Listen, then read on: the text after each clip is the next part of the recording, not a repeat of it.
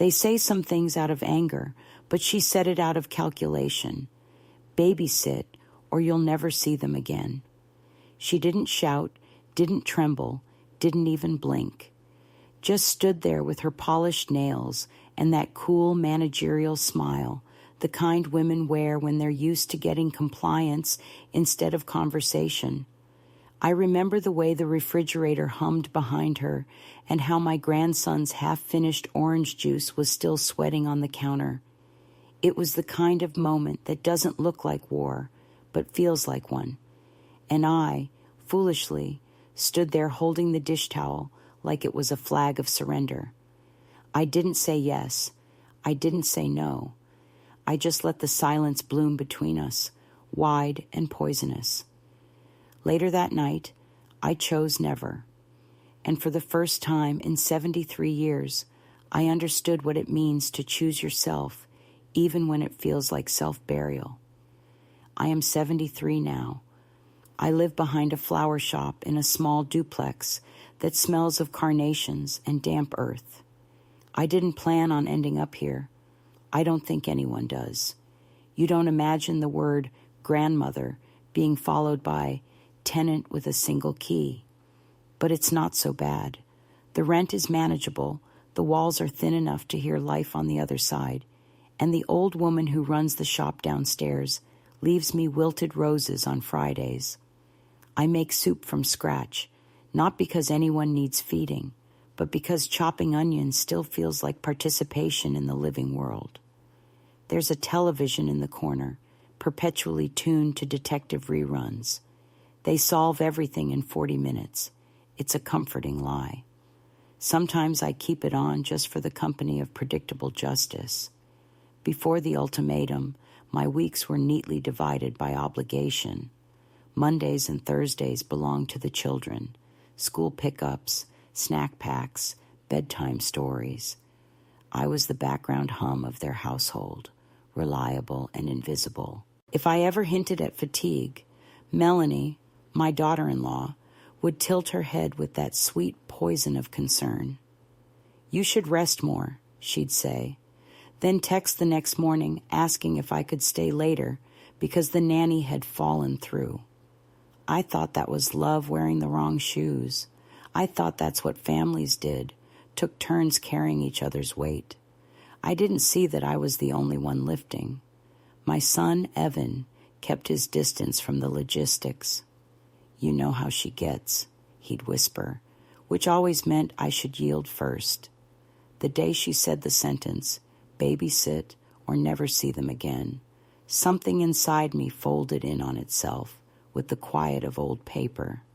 I remember every detail, the clinking of cutlery being loaded into the dishwasher, the faint sound of cartoons from the living room, the smell of lemon cleaner and entitlement.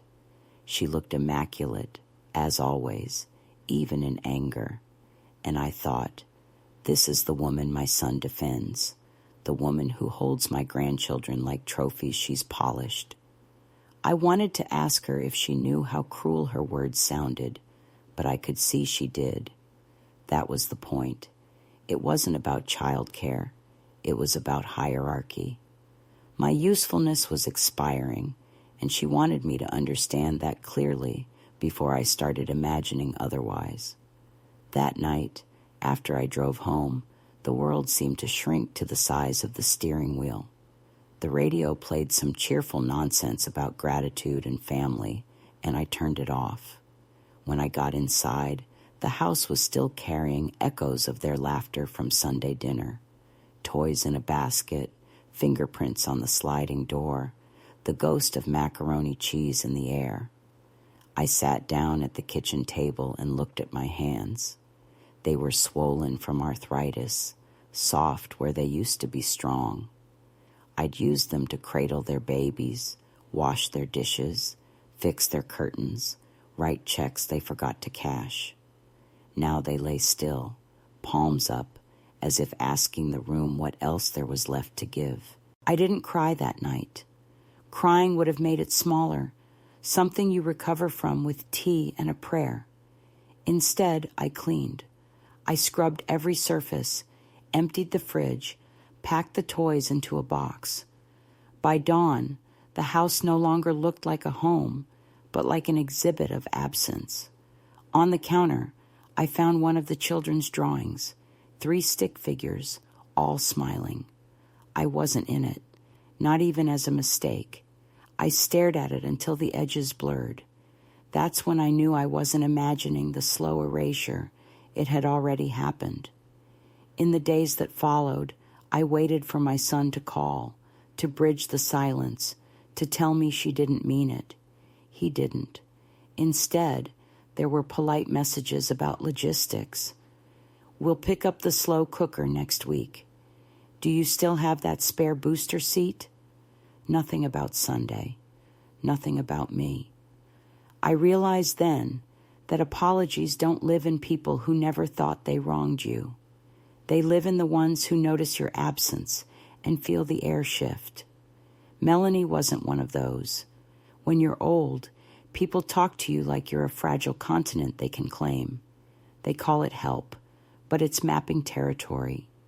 I had spent years being grateful for crumbs of inclusion, holiday dinners where I cooked but wasn't in the photographs, birthdays where I cleaned the frosting stains but never got thanked, weekends where I helped out but wasn't invited to rest. I told myself this was normal, that modern families just work differently. But deep down, I knew I'd been turned into a function, not a person. I was the invisible infrastructure of their comfort. And when I hesitated, when I reminded them I had my own life, they called it drama. The morning after her ultimatum, I stood by the window, holding a mug of coffee that had gone cold without me noticing. Outside, a delivery truck was unloading bouquets at the flower shop. The air smelled like damp soil and beginnings. I thought about calling, apologizing even, just to have a reason to hear my grandchildren's voices. But something held me back. Maybe it was exhaustion disguised as dignity. Maybe it was the memory of how easily they all watched me fold my calendar around their needs. Or maybe it was something older, my mother's voice telling me, kindness without boundaries is self-harm in disguise. I didn't choose never out of pride. I chose it because I wanted to live a little before dying, by increments of other people's convenience. That day, I put my phone in a drawer, took off the cardigan Melanie once mocked for being too matronly, and walked to the corner bakery. The woman behind the counter asked if I wanted my usual cinnamon bun. I told her to surprise me. It felt radical, being unaccountable to anyone for the first time in decades.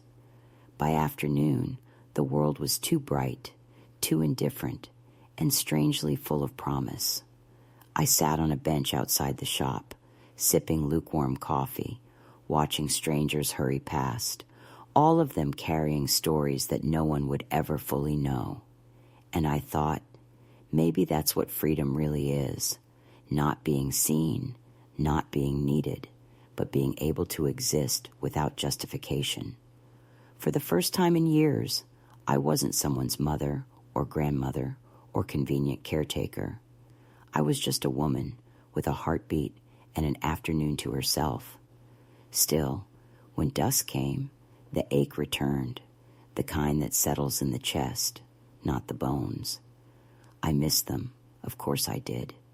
The smell of their hair after bath time, the way my grandson used to say, "Nana, tell it again," even before the story ended. But missing them didn't mean I'd been wrong. It meant I was human. I closed the blinds, turned on the television, and let the detective's voice fill the room with the kind of justice that never really happens, but feels good to pretend does. Outside, the world kept going. Inside, so did I. And somewhere across town, in a house I helped build with my unpaid love, they were probably finishing dinner, maybe complaining about traffic or bills, maybe not thinking of me at all. That was fine. I had finally learned that being forgotten is painful, but being used is lethal. And if I had to choose between the two, I'd choose invisibility every single time, because at least now the silence belonged to me.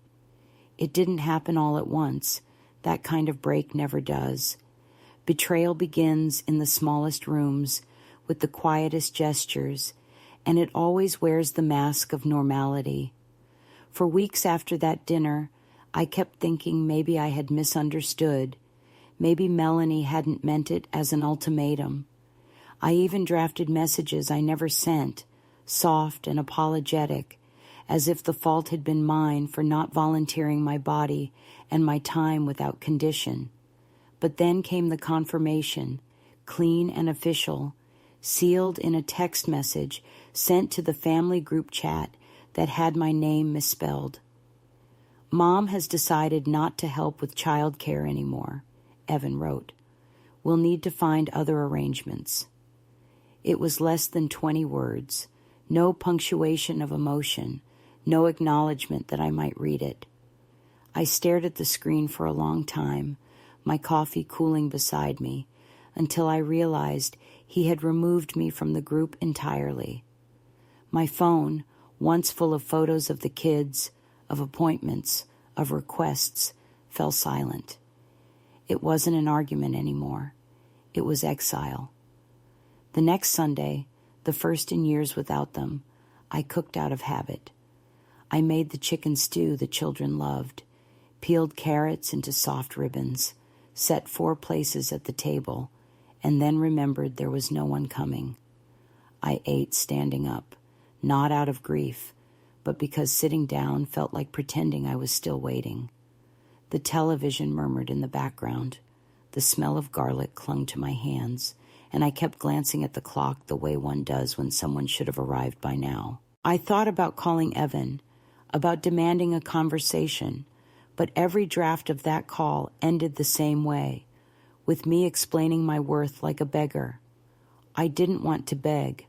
I wanted my son to see me, not as an extension of convenience, but as the woman who once carried him through fevers and college debts, who stood in the rain outside his first apartment holding a box of groceries because he said he was too busy to cook.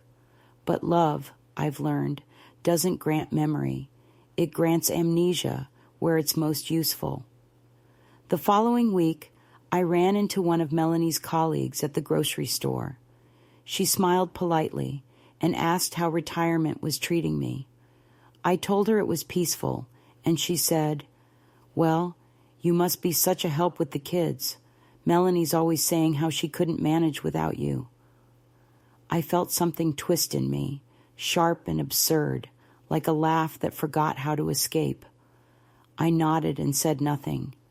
Even in the narrative she told the world, I was still labor, credited, but never credited as a person. That night, I couldn't sleep. I walked through the house, turning off lights that were already off. It struck me then how quiet the place had become, not the peaceful quiet of rest, but the hollow quiet of disuse. Every object seemed to be waiting for a role it no longer had. The high chair in the corner, the stack of picture books by the couch, the blanket folded neatly over the armrest. I touched them all, one by one, and felt the residue of what I used to mean. A week later, Evan called. His voice was tight, not cruel, just impatient, the way one speaks to an employee who hasn't met a deadline. "Mom, we're coming by to pick up some of the kids' things," he said. No greeting, no question. When they arrived, Melanie stayed in the car. Evan came in, moving quickly, avoiding my eyes. He loaded boxes into the trunk while I stood in the doorway, holding a bag of snacks I had bought for the children weeks ago. "You don't have to do this," I said quietly. He paused, maybe hearing the tremor I couldn't hide. "Do what?" "Let her make this a war." He exhaled, a tired, heavy sound. "Mom, it's not a war. It's just better this way. Everyone needs clear boundaries." The irony nearly made me laugh. Boundaries, the word they had learned from therapy podcasts and turned into a weapon. Boundaries meant obedience when spoken from the young to the old. When I set them, I was called selfish. When they did, it was called growth. I watched his car pull away until the taillights vanished at the end of the street. Then I went inside and sat down at the table again, but this time I didn't eat. In the days that followed, I tried to fill the time. I organized drawers, washed curtains, even baked bread, though I had no appetite for it. But the emptiness had a sound, a kind of low hum that followed me from room to room. My hands, which had been so used to small, constant motion, tying shoelaces, slicing fruit, buttoning coats, didn't know what to do. I found myself opening the front door at random hours just to check the weather, as if the outside world might return something it hadn't taken. The mailman began to greet me by name. Once, he asked if I was expecting a package. "No," I said, "just a sign." He laughed politely, not understanding. Then came the accident. A small thing, really. I tripped over a stool in the kitchen and bruised my hip.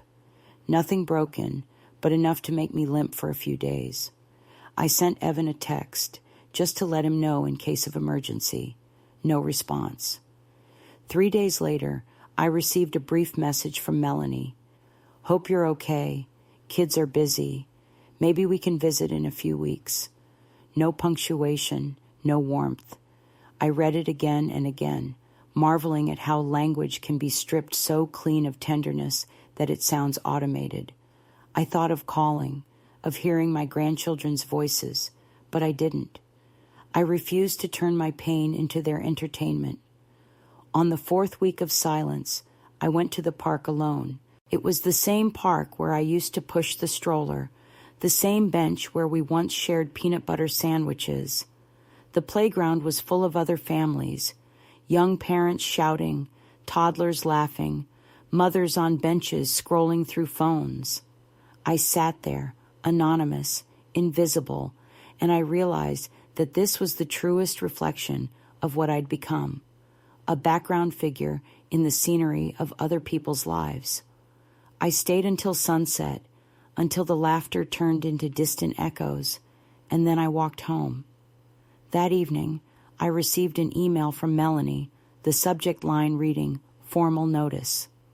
My stomach tightened. It wasn't a request or an apology. It was a declaration.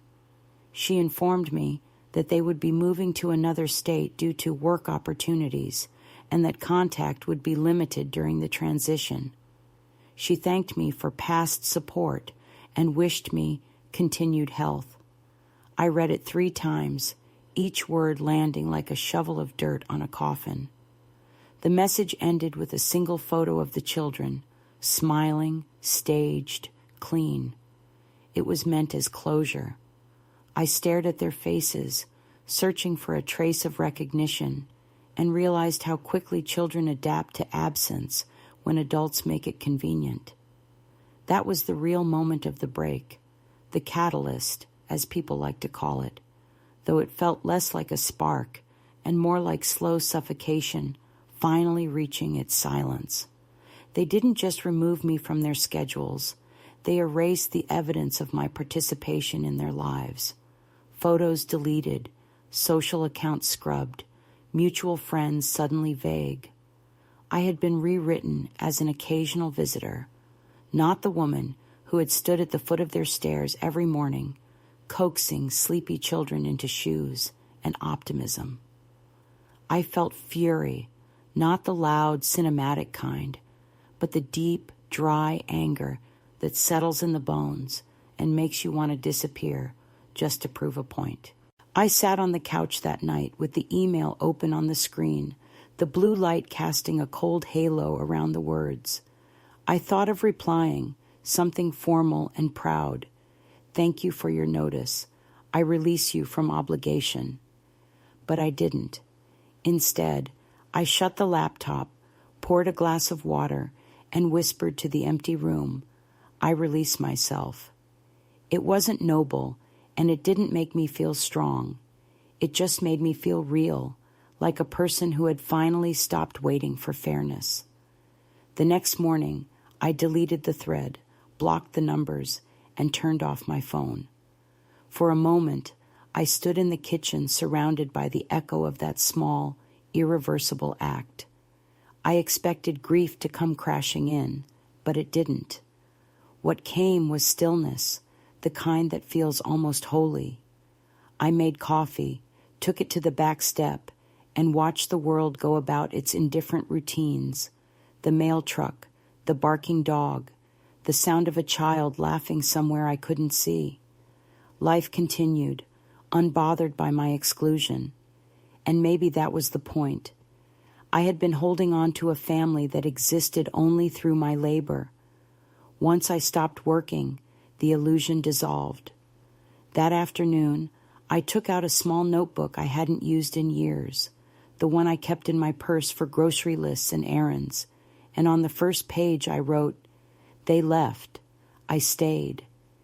It wasn't poetry, but it felt like truth. Every woman who's been erased knows the difference between being abandoned and being set free. I didn't know yet which one this was, but I was ready to find out. The weeks after their departure did not feel like recovery. They felt like withdrawal. It was strange how quickly a house could revert to stillness, how fast the evidence of a family could evaporate once laughter and obligation were gone. At first, I kept expecting some small reminder to arrive, a postcard from their new city, a voicemail from one of the children accidentally calling me by habit. But silence has a way of teaching discipline. After the third week, I stopped waiting. I stopped setting the extra mug out on the counter, stopped checking the mailbox twice a day. Instead, I began to move through my days as though I were a tenant in a place I'd only recently rented, noticing things I had long ignored, the way the morning light hit the chipped tile above the sink, how the refrigerator sighed like a tired animal, how dust collected on the high shelves in delicate, uncomplaining layers. It wasn't peace, it was vacancy. Yet within that vacancy, something curious began to breathe. At first, it came in small acts of resistance, the kind that no one else would have noticed. I slept until I woke naturally, instead of jolting up at dawn to pack lunches that no one appreciated. I took long baths without keeping an ear out for cries from another room. I even bought a new pair of slippers, bright red, garish against the gray floor, an act of minor rebellion that felt like a flag planted on reclaimed land. But freedom is never comfortable at first. It itches where the bruises used to be.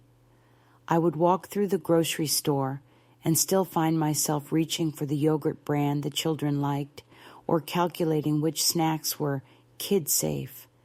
I had to physically stop my hand, whispering to it, "Not anymore." The body, it seems, remembers servitude long after the mind decides to be free. People notice the change, though they didn't understand it. My neighbor, Mrs. Cruz, asked if I was traveling soon, since my car no longer left the driveway on weekends. I told her I was resting, and she nodded the way people do when they think rest is a euphemism for loneliness. At church, the pastor's wife clasped my hand and said she was praying for family reconciliation, as if my lack of visitors were a moral failing. I thanked her and smiled, though what I wanted to say was that some families should not reconcile, that sometimes distance is the only space where kindness can survive. But people prefer tidy endings to honest ones, and so I let them believe I was simply waiting for an apology. I wasn't. The first real sign that I was changing came one morning when I walked past the flower shop downstairs and saw a handwritten sign in the window. Help wanted, part-time delivery assistant. The words caught me like a hook. For years, I had told myself I was too old to work, too stiff to drive long distances, too out of step with the world that moved faster than I could keep up. But that morning, standing there in my red slippers, I thought. I am not finished yet. The owner, a small woman named Lenora, with hands like soft bark, looked me up and down and said, "You sure you can lift a bucket of water?" I told her I'd been lifting other people's lives for decades. A bucket would be a relief. She laughed and hired me on the spot. My first day was chaos. Buckets, stems, invoices, names I couldn't remember. My hip ached by noon, but I didn't complain. There was a pleasure and purpose that didn't require gratitude from anyone but myself. By the end of the week, I knew the delivery routes by heart and could wrap a bouquet in paper so tight the stems wouldn't shift in transit. Lenora paid in cash, in small envelopes that smelled faintly of lilies. The first one I opened with ceremony, sitting at my kitchen table under the yellow light. $42. I stared at the bills for a long time, realizing it was the first money I had earned for myself in years. Not pension, not family allowance, not pity, just work, just me. I placed the envelope in a tin box I had once used to store the children's crayons. There was poetry in that, though I didn't say it aloud. Of course, freedom never goes unnoticed by those who once benefited from your captivity. 2 months after I started at the shop, I received a message from an unfamiliar number. It was Melanie. "Hope you're doing okay," it read. "Kids miss you. Maybe we can schedule a call soon."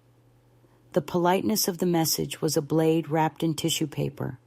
No mention of her own role in the silence, no apology, just the insinuation that my absence had caused pain. I didn't reply. Instead, I took the phone, powered it off, and placed it face down in the drawer beside my bed. For the first time, I wanted them to wonder how it felt to reach into emptiness and hear nothing back.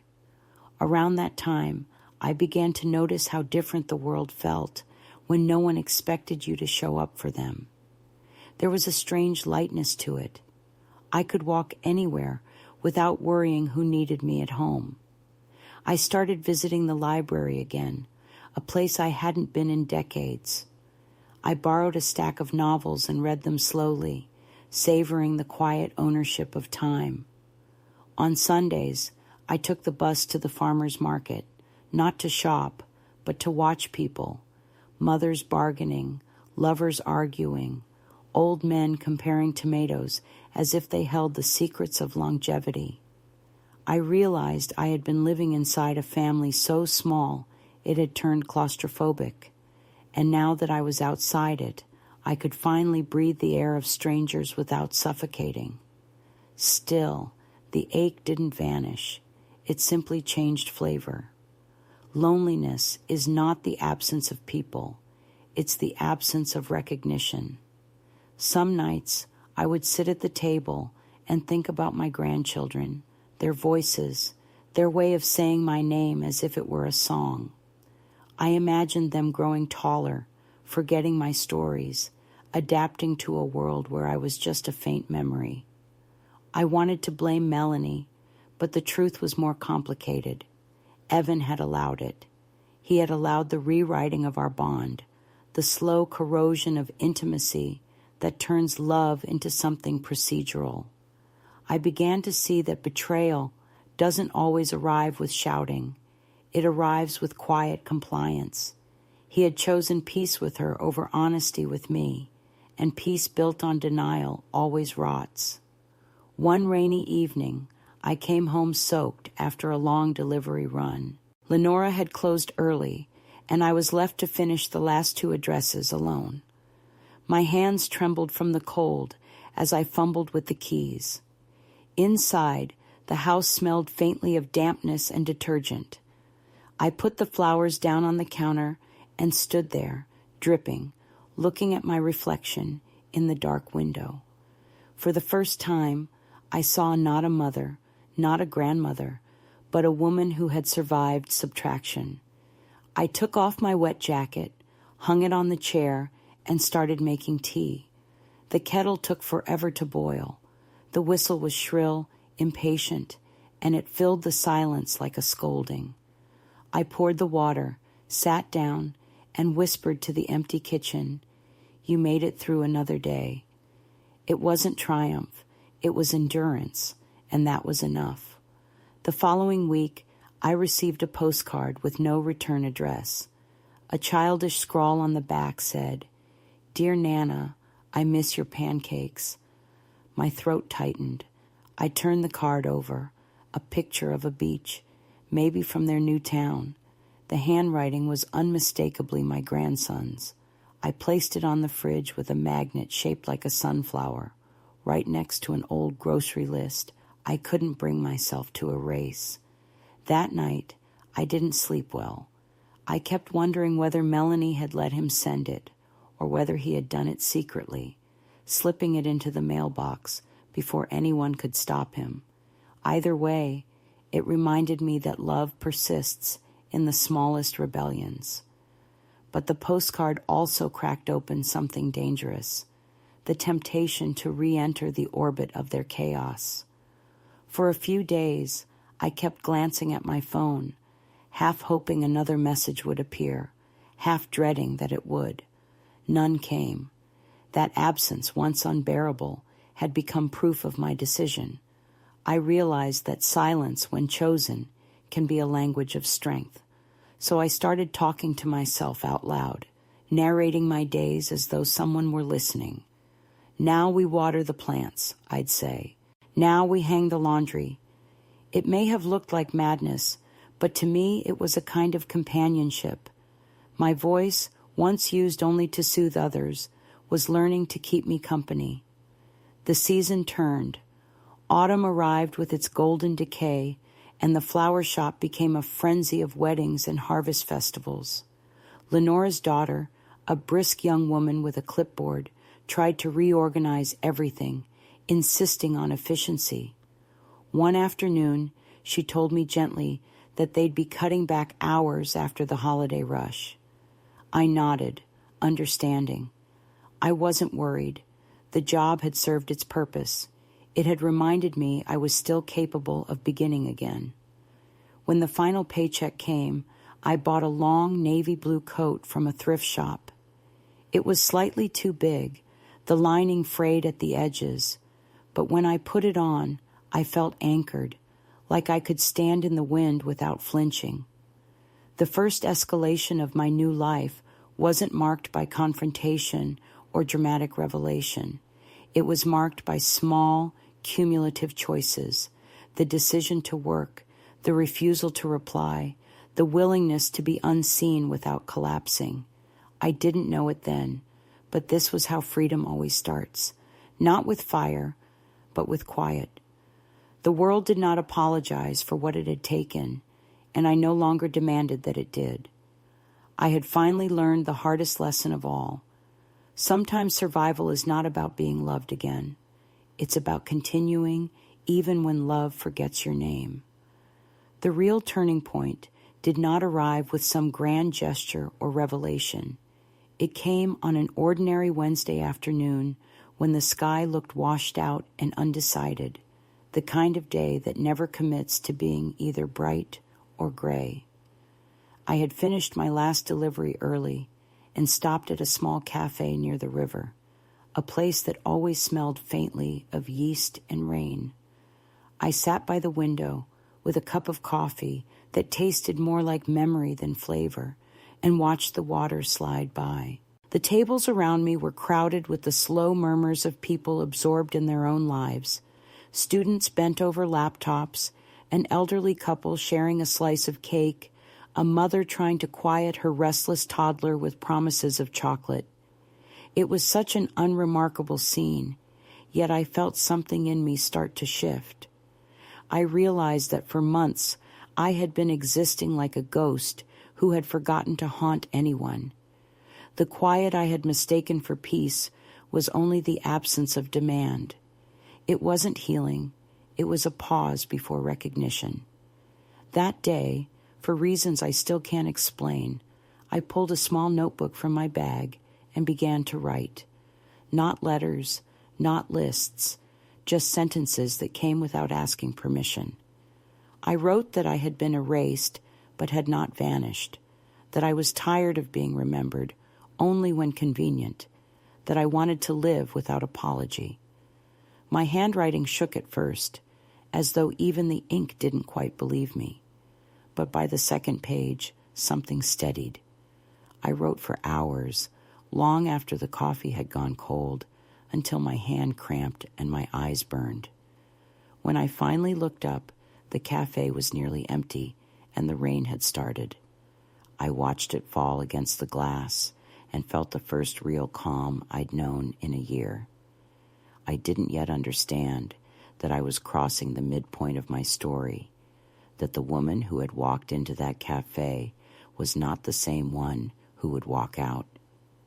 The next morning, I woke before dawn, not out of habit, but out of hunger, for air, for movement, for anything that felt alive. I walked to the park and sat on a damp bench as the first light broke over the trees. The world smelled new, and so did I. I thought about my life like a tapestry turned over, all loose threads and hidden knots. For so long, I had been the caretaker of everyone else's design, weaving myself into their patterns without asking what it cost me. That morning, I decided to start unpicking what didn't belong. It began simply. I cleared the spare bedroom where boxes of toys and old clothes still waited, silent witnesses to a version of me that no longer existed. I packed them neatly, labeled them for later, and took them to the donation center at the edge of town. The volunteer who helped me unload them smiled and said, "Looks like you're making space." I almost told her, yes, space for myself, but instead, I just nodded. In the evenings, when the flower shop closed, I started attending a small art class held in the back room of the library. The instructor, a woman with silver braids and paint-stained hands, taught watercolor like it was a form of breathing. "Don't control it," she said once, "just guide it." The first few sessions, my lines were stiff, precise, full of the same tension that had ruled my life. But one night, I let the brush wander, and the colors bled into one another, soft pink melting into blue, blue into gray. It looked nothing like what I had intended, yet it was beautiful because it was uncontrolled. I took that painting home and taped it to the wall above the kitchen table. It was messy, imperfect, undeniably mine. Something inside me began to grow restless in a new way, not the ache of loss, but the pulse of return. I started noticing music again, the low hum of life that had been absent for so long. I bought a small radio from a thrift store, the kind with a dial that clicked when you turned it. I listened to stations without knowing who was singing, just grateful for the company of human voices. Sometimes, as I washed dishes or folded laundry, I would hum along, surprised that I still knew how. I even caught myself laughing out loud one afternoon when a song from the 70s played, one Derek used to hum while fixing the porch light. It startled me, that laughter, unplanned, uninvited, pure. It felt like forgiveness, though I wasn't sure for whom. One evening, Lenora closed the shop early and asked if I'd like to join her for supper. We went to a small diner by the highway where the waitress knew everyone's name. Over meatloaf and weak coffee, she asked about my family. I told her the truth, or at least the version of it that didn't sting too much. She listened without pity, then said, "People forget that freedom has a price tag, honey. It's loneliness, but it's still cheaper than servitude." Her words stayed with me, echoing in the quiet corners of my house long after the dishes were done. By late spring, I realized I was no longer checking my phone first thing in the morning. The reflex had died. The silence that used to ache now felt neutral, almost comfortable. I started planting herbs on my small balcony, basil, thyme, rosemary, and their slow growth became my calendar. Each new leaf felt like a small, deliberate victory. When the first bloom appeared, I caught myself whispering, "You did it." I wasn't sure if I meant the plant or myself. One afternoon, while rearranging books, I came across an old photograph. Me and Evan, years ago, sitting on the porch steps with our hands covered in paint after repainting the railings. He looked happy, boyish, still mine. I studied the image for a long time, tracing the lines of his face, trying to remember when he had started looking past me instead of at me. There was no single moment, of course. Distance rarely arrives with ceremony.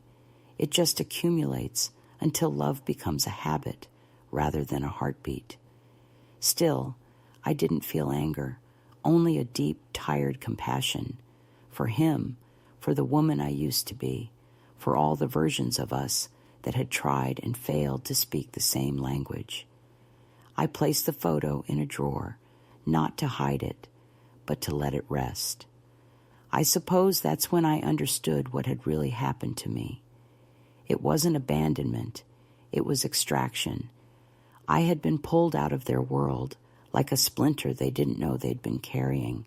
And as much as it hurt, I could see now that maybe they needed that removal to heal whatever infection their own fears had bred. The difference was that I had stopped trying to reinsert myself. I no longer wanted to be part of something that required my diminishment to function. I wanted to belong to myself, even if that meant belonging nowhere else. Around that time, a man named Arthur began stopping by the flower shop every Thursday morning. He was in his early 80s, a retired postmaster with a cane and a fondness for lilies. We fell into the easy rhythm of strangers who knew the value of small talk. He would tell me about the birds that visited his backyard, and I would tell him which flowers bloomed best in the shade. One day, he said, "You have a steady way about you. Most people rush even when they're standing still." I didn't know what to say, so I just smiled. It wasn't flirtation, it was recognition. Two old souls meeting without the pretense of youth. The day he brought me a small potted violet, saying he had accidentally bought two, I felt a warmth I hadn't allowed myself in years. Not romance, not obligation, just the quiet awareness of being seen. I placed the violet on my windowsill next to the herbs. In the morning light, its color deepened to a richer purple, and for the first time in a long while, I woke with something like anticipation. Looking back, that was the pivot, the exact midpoint between who I had been and who I was becoming. I didn't yet know that another storm would come, that the past would find its way back with its usual arrogance. But that day, standing in my small kitchen surrounded by plants and soft music, I felt aligned with something I couldn't name. Perhaps it was peace. Perhaps it was defiance. Either way, it was mine. I started walking more, longer routes through parts of town I'd never bothered to explore. I bought myself a second-hand coat in a color called Ocean Dusk and wore it even when the weather didn't require it, just because it made me feel like someone who still had places to go. At night, I wrote in my notebook until the pages filled with sentences that no longer trembled. One of them I underlined twice. They took my help, but they never took my will. That was the moment I began to live forward instead of backward. I didn't forgive them, not exactly, but I stopped rehearsing their apologies in my head. I understood now that healing isn't a return to what was. It's an arrival into what's left. And sometimes what's left is enough.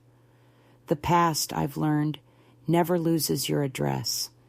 It waits in the quiet corners of your new life, patient as mold, until it finds a fresh way to creep back in. It was early summer when it came knocking again, subtly at first, as if testing the temperature of my resolve. The heat that year was unbearable, the kind that makes every movement feel like penance. I'd taken to keeping the curtains drawn, the fan turning lazily in the corner, the air thick with the scent of rosemary and dust. The flower shop had slowed to a crawl after the wedding season ended, and Lenora let me leave early most afternoons. On one of those slow, heavy days, I returned home to find an envelope wedged under my door. No stamp, no address, just my name written in that careful, looping script I recognized instantly. Melanie's handwriting. For a long moment I simply stood there, the air around me pressing in, the fan whispering uselessly behind me. The sight of her handwriting was enough to set every nerve buzzing. I carried the envelope to the kitchen table as if it were something volatile. I didn't open it right away. I made tea, though I knew I wouldn't drink it, and then sat down, the envelope in front of me like an accusation. When I finally tore it open, a folded letter slid out along with a single photograph of the children. The photo caught them mid-laugh, both a little taller, their faces familiar, yet slightly foreign. In that way, children's faces shift between visits. The letter was brief, which somehow made it worse. She wrote that she had lost her job, that things had been difficult, that the children missed me terribly. She used words like reconnect and move forward and family unity, the kind of phrases people copy from magazines when they can't bring themselves to write the truth. At the end, she asked if I would consider coming for a visit, for the children's sake. Not a word about the months of silence, the exile, the deliberate erasure, just a seamless pivot from cruelty to convenience. I folded the letter carefully, slipped it back into the envelope, and placed it on the counter. The tea had gone cold. That night, I couldn't sleep. The letter sat on the table like a pulse I could hear, but not silence. Part of me wanted to tear it up, to declare that I was done with their cycles of need and neglect. But another part, older, softer, maternal by reflex, whispered that maybe this was a bridge back to the children, a chance to see them without having to forgive her. I lay awake until dawn, debating with myself, every argument looping back to the same question: why now? It wasn't until morning, when I saw the unpaid electricity bill tucked under the magnet on the fridge, that it hit me. She hadn't written because she missed me. She'd written because she needed me. A week passed before the second letter arrived. This one came through the mail, official and precise, the return address printed neatly at the top. It wasn't from her this time. It was from Evan, my son, who had once cried in my lap after his first heartbreak, who used to call me from college just to hear me say that everything would be fine, had written me a letter as if I were a stranger requiring documentation. His words were polite, almost bureaucratic. He wrote that he was concerned about me, that Melanie had told him I seemed isolated, that perhaps it would be best if we arranged for some kind of support. The letter carried the thinly veiled implication that I was no longer capable of making decisions for myself. He even mentioned a lawyer they had spoken to just to understand the process. My hands shook as I read it, not with fear, at least not at first, but with the realization that my own child had begun the slow paperwork of erasure. I had become a problem to be managed. That afternoon, I went for a long walk to clear my head. The air was heavy, the sky swollen with unshed rain, and the world smelled of wet concrete and resignation. I walked past the flower shop, past the bakery, all the way to the park. There, under the same tree where I used to sit with the children, I opened Evan's letter again and read it out loud, just to hear how absurd it sounded spoken into the open air. A jogger passing by gave me a wide berth. I almost laughed. I realized that this was how people lose their voices, first in the name of politeness, then in the name of family, and finally in the name of concern.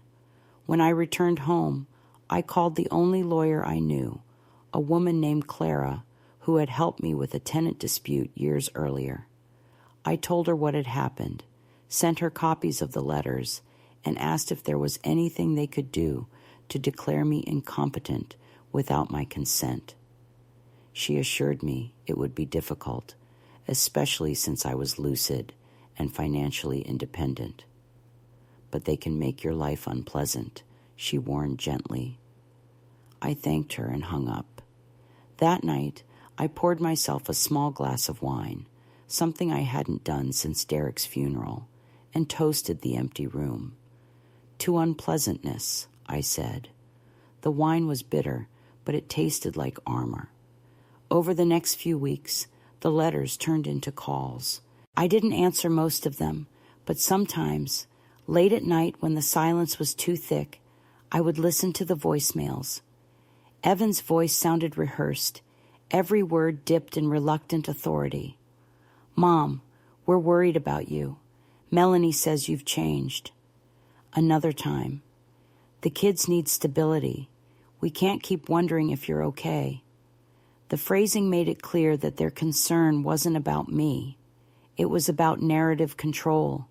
They wanted to be the heroes of a story they had authored. I could almost see them rehearsing the script, her coaching him on tone, him nodding dutifully. Still, hearing his voice hurt more than I cared to admit. No matter how old you get, some wounds cut along the same childhood lines. The final straw came when a man in a gray suit appeared at the flower shop one afternoon. He introduced himself as Derek Sorensen, a family representative, and asked if I had a few minutes to discuss my current situation. Lenora shot me a wary glance from behind the counter. I wiped my hands on my apron and told him we could talk outside. We stood under the awning, the rain beginning to fall in thin, needling lines. He handed me a business card and began reciting a polite speech about family welfare and ensuring proper arrangements. I let him finish, then looked him straight in the eye and said, "Tell my son I'm not livestock, and tell my daughter-in-law that manipulation isn't motherhood." He blinked, clearly unused to resistance, and tried to reply, but I turned and walked back inside. Lenora raised an eyebrow and asked if I wanted her to tell him off. "No need," I said, tying my apron tighter. He came looking for a victim, not a witness.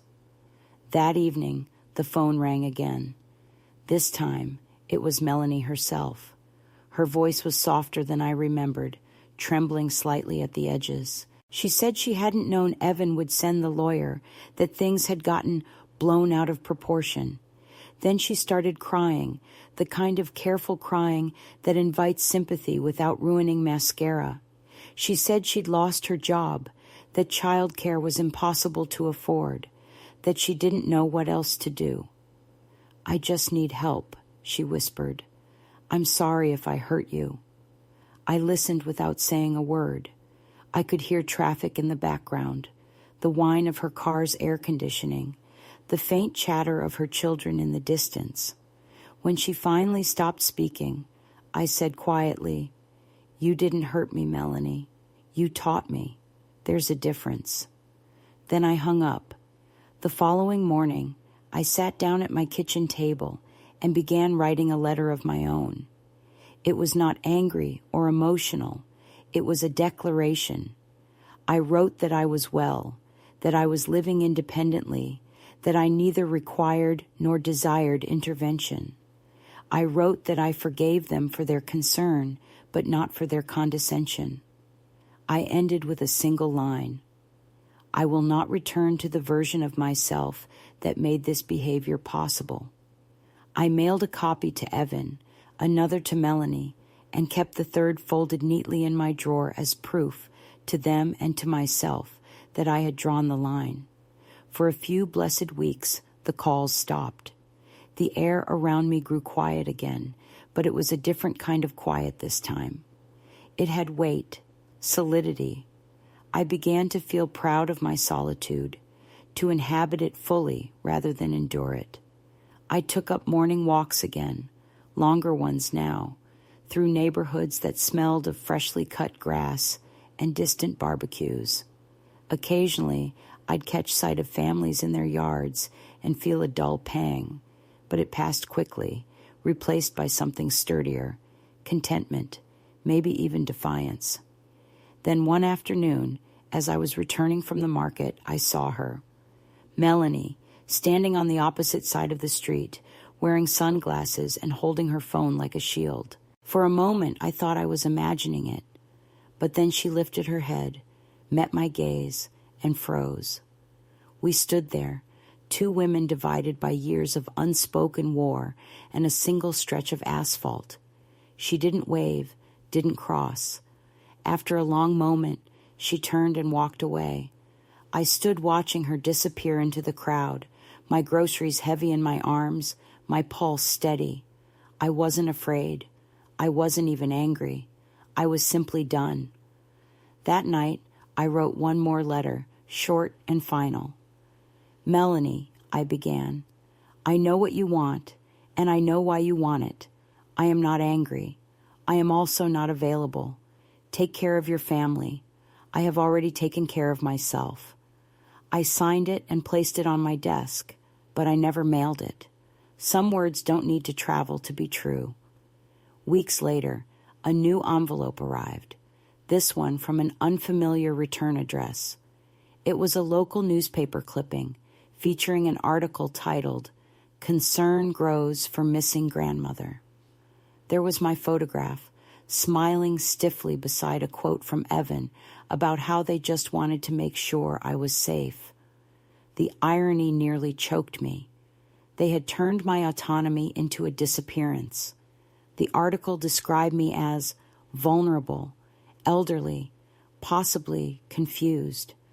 I laughed aloud, the sound startling even to my own ears. I showed it to Lenora the next day. She read it twice, then said, "Well, at least they spelled your name right." We laughed until we cried. That laughter, raw and unrestrained, was the truest act of rebellion I'd ever managed. After that, I stopped looking over my shoulder.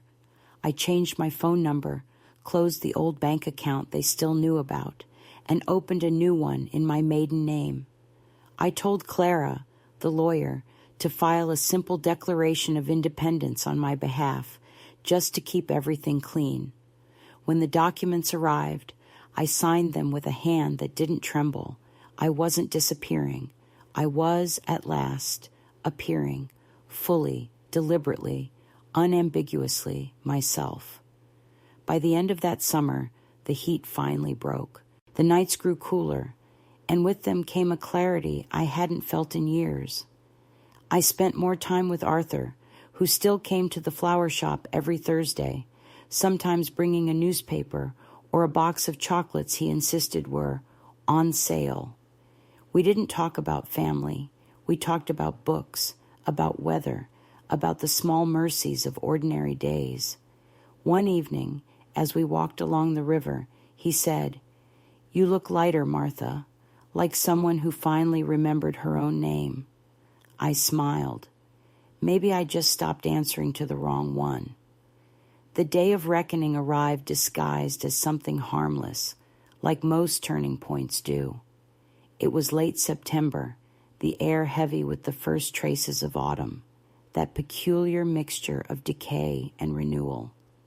I had spent the morning arranging chrysanthemums in the shop window, their rust-colored petals unfolding like small suns, when Lenora called out that someone was asking for me.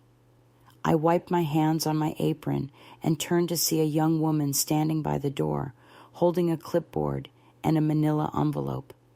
She introduced herself as Claire Jensen from Child and Family Services. The word struck me like a slap. I smiled, polite and brittle, and asked how I could help her. She explained that they'd received a concerned report about an elderly woman possibly in need of supervision, that she'd been asked to conduct a wellness visit. I didn't need to ask who had filed the report. The answer was written all over the sudden tremor in my knees.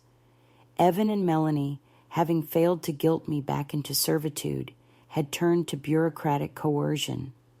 I invited her to sit down, my voice steady, though my pulse pounded. She was kind, younger than my grandson would one day be, and clearly uncomfortable with the situation. She asked if she could take a look around my home, check that everything was in order. I told her I was happy to cooperate. We walked together through my small duplex, every step echoing with the sound of my humiliation. She asked the expected questions. Was I taking my medication? Did I have support?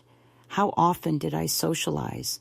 And I answered truthfully, with the patience of someone who knows she is being tested for sanity. When she finished, she looked almost apologetic. "You seem perfectly capable, Mrs. Warren," she said, glancing at her clipboard. "I'm sorry to intrude. We just have to follow up when reports come from family." I nodded, thanked her, and saw her out. The door clicked shut behind her with a sound like a verdict. For a long moment I stood perfectly still, hands resting on the back of a chair, staring at the door as though it might open again. I felt a heat rise from somewhere deep in my chest, spreading through me like a storm.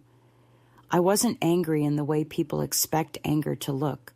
There was no shouting, no breaking things, but something inside me solidified, heavy and unyielding. They had crossed the final threshold. To strip someone of their dignity under the banner of concern was an act of violence as sharp as any blade. I sat down at the table, the same table where I had once spoon-fed my grandchildren soup, and I made a decision. I would not let them define the story of my life, not in gossip, not in legal files, not even in their private excuses whispered over dinner. They wanted a dependent woman, a frail inconvenience. I would give them a witness instead. That evening, I began gathering every letter, every text, every scrap of communication I had received from them. I placed them neatly into folders, labeled and dated. I called Clara, my lawyer, and told her I wanted to file a formal restraining notice, not out of vengeance, but to protect myself from further interference. She listened quietly, then said, "Martha, you understand this will make things permanent." I told her permanence was the point. We met 2 days later in her small office with the squeaky fan, and together we filled out the paperwork. I signed every line with deliberate precision, my signature looping calmly across the page. When we finished, Clara looked at me for a long moment. "You know," she said softly, "most women your age don't fight back. They try to keep the peace." I smiled. Peace is overrated when it's built on obedience. She nodded, and I saw respect flicker in her eyes. The following week, the court confirmed the order. Copies were sent to Evan and Melanie. I imagined their faces when they opened the envelope, the disbelief, the embarrassment, the fury, and I didn't feel guilty. I felt relief, like I had finally turned off a faucet that had been dripping for years. I spent that evening cleaning the house, scrubbing every surface until it gleamed. When I was done, I opened the window and let the cool night air in. The street smelled of wood smoke and rain. For the first time in months, I slept without waking in the middle of the night, without the phantom sound of my phone vibrating on the nightstand. But freedom always costs something, and the next morning I paid for it in sorrow. When I went to pick up the mail, there was a package waiting. No return address, just my name written in a child's uneven scrawl. Inside were 3 drawings, folded carefully, each one in a different color of crayon. One showed a house with a garden, another a woman watering flowers, And the last one, God, that last one, was of 3 figures holding hands under a yellow sun. I was in the middle, my hair gray, my smile wide. They had drawn me back into their world, pure and wordless as children do. There was no note, but I didn't need one. I pressed the papers to my chest and let myself cry for the first time in a long while. Not because I regretted my choice, but because love, even in its truest form, always demands to be mourned when it is no longer allowed to grow. After that, the days blurred into a strange rhythm of calm and ache. I kept working at the flower shop, kept tending to my plants, kept showing up to the art class at the library where we now painted autumn leaves and empty chairs. One evening, after class, I stayed behind to wash brushes. The instructor, that silver-haired woman who had taught me how to let color bleed, asked if I was okay. I told her about the drawings, about the court order, about how freedom sometimes felt like exile. She dried her hands on a rag, looked at me for a long moment, and said, "You've been pruning your life, Martha. It hurts, but it's the only way anything can bloom again." The words settled into me like seeds. That night, I went home and began to write. Not letters this time, but a statement. I titled it Inheritance. It wasn't meant for them. It was meant for me, and for whoever might find it later. In it, I wrote about the silent labor of women like me, the invisible generation who patched every hole, soothed every tantrum, carried every burden, and were then told to vanish gracefully when no longer required. I wrote that love without respect is captivity. I wrote that I had forgiven my son for his cowardice, but not for his silence. And I wrote, in bold letters, that legacy is not something you leave behind. It's something you take back. I finished the piece just before dawn and printed 2 copies. One I sealed in an envelope marked personal effects, to be found someday. The other I left on my kitchen table. The next morning I called Arthur and asked if he could drive me somewhere. We took the long road out of town, past the river and the fields beginning to fade into gold. I told him I wanted to visit the old courthouse to deliver some documents in person. The drive was quiet but companionable, the kind of silence that speaks of mutual understanding. When we arrived, I handed the clerk my letter of affirmation, a legal notice declaring my autonomy and revoking any right of guardianship anyone might attempt to claim over me. The clerk glanced at it, then at me, and nodded respectfully. "You know," she said, "not many people file these on their own." I smiled. "Then I suppose I'm setting a precedent." When we stepped back outside, the sky had cleared. The courthouse steps gleamed in the sun. I stood there for a moment, breathing in the crisp air, and felt something inside me lift. The fear that had shadowed me for months, the fear of being rewritten, reclassified, undone, was gone. In its place was a stillness I had never known before. Not the stillness of waiting, but the stillness of completion. I turned to Arthur and said, "Let's get lunch." He chuckled. "After all that, you're hungry?" I nodded. "I've earned it." We ate at a small diner near the edge of town, the kind with chipped plates and bottomless coffee. I told him about the drawings, about the letter, about how strange it felt to love people you no longer trust. He listened, his eyes soft, and said, "Maybe they'll understand someday." I shook my head. Understanding isn't the point. I just don't want to disappear. He reached across the table and tapped the back of my hand gently. "You haven't. You're more visible than ever. You just stopped standing in their shadow." His words filled the space between us with quiet warmth. For the first time, I believed them. When I got home that evening, the house smelled faintly of lavender from the sachet I'd placed in the dresser drawer. The sunlight through the window painted the floor in soft gold.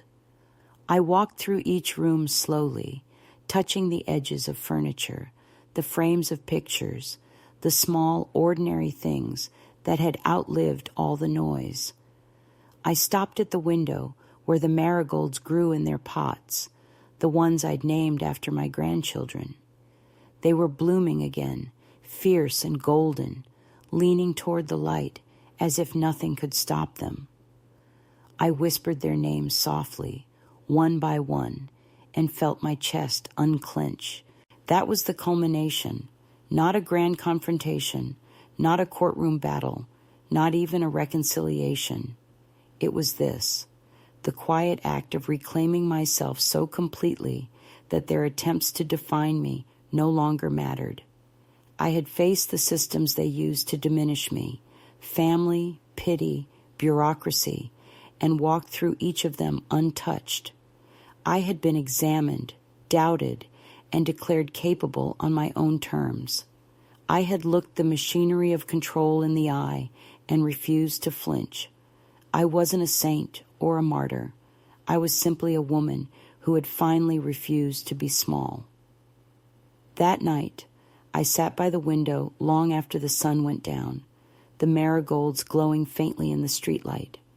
Somewhere across town, perhaps, Melanie was pacing her kitchen, Evan avoiding her gaze, both of them wondering how the story had turned. Maybe they thought they had lost me. Maybe they told themselves I'd changed. But I knew the truth. I hadn't changed. I had arrived. I had been there all along, waiting beneath years of expectation, buried under the weight of being useful. Now, stripped of all that, I was visible to myself at last. I poured a cup of tea, hot this time, and sat with it in my hands until the steam faded. The world outside was still, the kind of stillness that feels like a held breath before dawn. And for the first time in a very long life, I didn't feel like I was waiting for anything or anyone. The story had reached its peak, not with noise, but with quiet conviction. I had survived their rewriting and written my own ending. Winter arrived early that year, quietly, almost apologetically, as if it too had grown weary of conflict.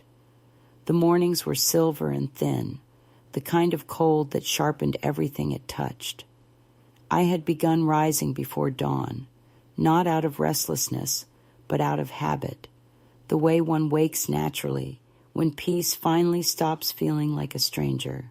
The flower shop closed for the season, and Lenora went to visit her sister in Maine, leaving me with her key and permission to tend to the plants that didn't like the frost. The days became long, still, and beautifully uneventful. I spent them painting, cooking small meals, and writing in my notebook, which was now thick with pages that no longer trembled with anger. I did not hear from Evan or Melanie again. Their silence no longer felt like punishment. It was a boundary respected. Sometimes I imagined the children asking about me, their voices soft and unsure, and I allowed myself the comfort of believing that somewhere in their growing minds I still existed as warmth rather than controversy. It's strange, the way time softens even the hardest memories. I found myself thinking of Melanie less as a villain and more as a frightened woman trapped by the same invisible contracts that once ruled me. I thought of Evan as a man who had inherited confusion more than cruelty, who loved but never learned how to love without control. And I thought of myself, no longer in the language of loss, but of continuity. I had survived the transformation that comes when a woman stops belonging to anyone else's definition. There was no triumph in it, only a profound stillness, like the pause between tides. One afternoon, while walking along the frozen river, I realized I had gone an entire day without replaying the past in my mind. The silence in my head was not emptiness, it was clarity. Arthur still visited on Thursdays. We no longer met at the diner, but at my kitchen table, where I made soup, and he brought bread from the bakery that always overbaked it. We talked about ordinary things, the weather, books, the slow politics of small towns. But sometimes our silences said more than conversation could. One evening, he looked around my little home, the tidy calm of it, and said, "You've made a good life here, Martha. Simple, but honest." I smiled and replied, "I think that's all I ever wanted, the kind of life that doesn't apologize for its quiet." He nodded, and we didn't speak again for a while, just sat listening to the wind outside moving through the trees. A few weeks before Christmas, a small package arrived in the mail. It was from no one I knew. Inside was a child's drawing of a house with flowers in the window, and beneath it, in large, deliberate letters, the words, "For Nana, Happy Holidays." No return address, no signature, just those words and the shaky heart of a child's hand. I didn't cry this time. I smiled, long and deep, because it meant that love, the real kind, still traveled on its own terms. It couldn't be managed or erased. It simply found its way through small cracks in the walls adults build. I framed the drawing and placed it above my writing desk, where the winter light hit it every morning. That Christmas, I didn't decorate much, just a few candles and a bowl of oranges on the table. I spent the evening reading, then writing a letter I would never send. It was addressed to the woman I used to be. I wrote that she had done her best with what she knew, that she had carried too much without complaint, that she had mistaken usefulness for love, but had survived the unlearning. I thanked her for her endurance, for every swallowed word that had built the foundation of the one I now stood upon. When I finished, I folded the letter and placed it inside the same tin box that once held my first paycheck from the flower shop. The box was nearly full now, heavy with proofs of all the lives I'd lived. As the year turned, so did I. The small town I had once viewed as exile had become home. People greeted me by name at the market. The librarian asked for my opinion on new books. Children from the neighborhood waved when I walked by, calling me Miss Martha, as if the title itself carried respect rather than age. I started volunteering at the library twice a week, reading to the younger ones. They sat cross-legged on the carpet, their eyes wide as I told them stories not from fairy tales, but from life. Softened versions, of course, but still true. Once, a little girl asked me if all stories had happy endings. I told her, "Not all, but the good ones end with truth." She nodded solemnly, as if that were enough. And it is, isn't it? Truth is the quietest kind of happiness. In February, I visited the courthouse again to finalize some papers for my estate. I made sure everything was clear. No one could contest my independence or claim authority over my name. The clerk recognized me and smiled. "Still setting precedents?" she asked. I laughed and said, "Still existing on my own terms." On the way home, I stopped at the bakery and bought 2 cinnamon rolls, one for myself and one for Arthur, though I knew he'd insist on splitting both.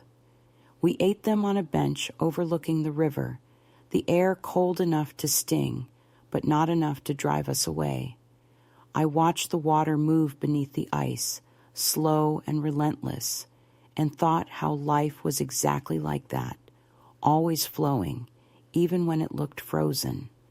That night, I lit a candle and sat by the window as snow began to fall. The marigolds on the sill had long since died, their dry stems leaning like old bones, but I couldn't bring myself to throw them away.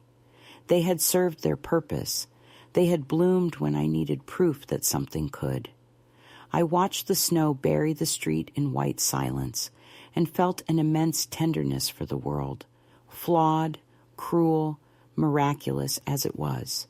There would be no grand reconciliation, no cinematic reunion, no last-minute forgiveness scene.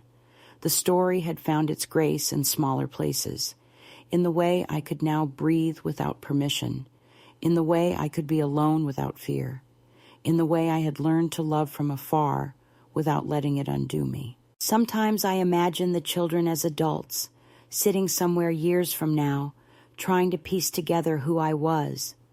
Maybe they'll find an old letter or a photograph. Maybe they'll hear stories from someone kind enough to tell the truth. I hope they understand that my silence wasn't abandonment. It was the only language left that didn't distort love. I hope they know that I thought of them every day, that every flower I tended, every line I painted, every meal I cooked carried a small prayer for their gentleness. And if they ever wonder whether I forgave their parents, I hope they understand this. Forgiveness is not returning to the person who hurt you. It's returning to yourself. The snow thickened outside, muting the world into a slow, luminous hush. I finished my tea, blew out the candle, and stood for a moment in the dark. The house hummed with warmth, and the air smelled faintly of oranges and wax. I thought of all the versions of myself that had lived and died within these walls, all the women I had been, daughter, wife, mother, servant, survivor, and felt them gather quietly inside me, not ghosts, but witnesses. They had all carried me here, to this moment of still, unremarkable peace. Before going to bed, I opened the window just enough to let in the cold. The snowflakes drifted in, melting on the sill. I whispered goodnight to no one and everyone at once, and the silence that followed felt alive, like an answered prayer. It wasn't the ending I had once imagined, but it was mine, steady, honest, and whole. And somewhere deep inside, beneath the years and the losses and the slow unfolding of courage, I knew that this was all any woman ever truly wants, to end her story not as someone's burden or regret, but as herself, untamed, unowned, and finally free.